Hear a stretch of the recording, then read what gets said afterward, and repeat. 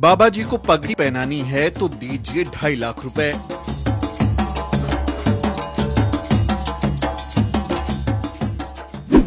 बाबा जी के चरण पखारने हैं तो दीजिए 1.5 लाख रुपए। बागेश्वर धाम वाले बाबा की रेट लिस्ट हुई वायरल। यजमान सेवा करनी है तो दीजिए 1 लाख रुपए और फूल चढ़ाने हैं तो 1,10,000 रुपए दीजिए। देखिए कैसे धर्म के नाम पर चल रहा है धंधा। माल्यार्पण करना है तो 51,000 रुपए, आरती करनी है तो 11,000 रुपए। ये रेट लिस्ट सुनकर आपके होश उड़ गए होंगे। मध्य प्रदेश के बागेश्वर धाम वाले बाबा के दर्शन करने से लेकर पगड़ी पहनाने और चरण पखारने से लेकर यजमान सेवा तक लाखों रुपए का रेट तय किया गया है। बाकायदा पोस्टर बनवाकर दाम की घोषणा की गई है। जिसको बाबा को पगड़ी पहनानी है वो 2,51,000 रुपए लेकर आए और जो चरण पखारना चाहता है वो 1,51,000 कैश लेकर आए।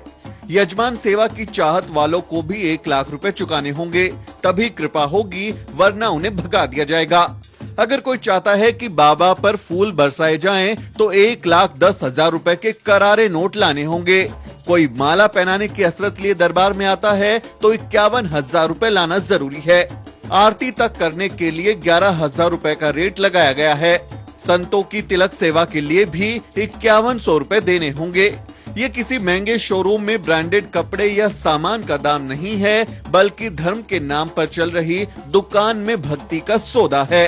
अपने उल झुलूल बयानों और हरकतों के लिए कुख्यात बागेश्वर धाम के बाबा की तस्वीरों वाले ये पोस्टर सोशल मीडिया पर खूब वायरल हो रहे हैं।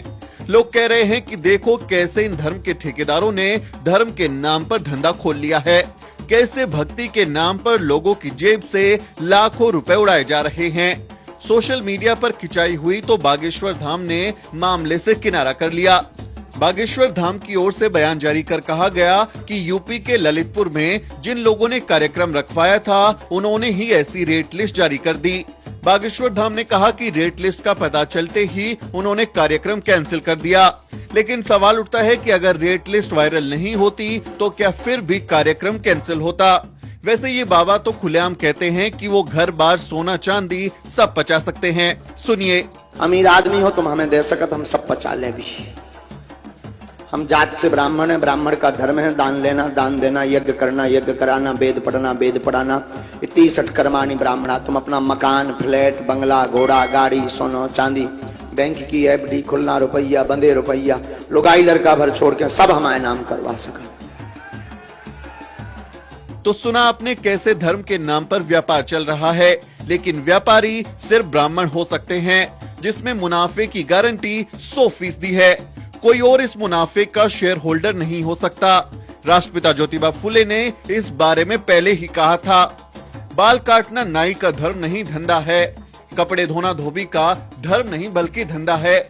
उसी तरह पूजा पाठ करना या करवाना ब्राह्मण का धर्म नहीं बल्कि धंधा है। इसलिए हमें इस धंधे से बचना चाहिए।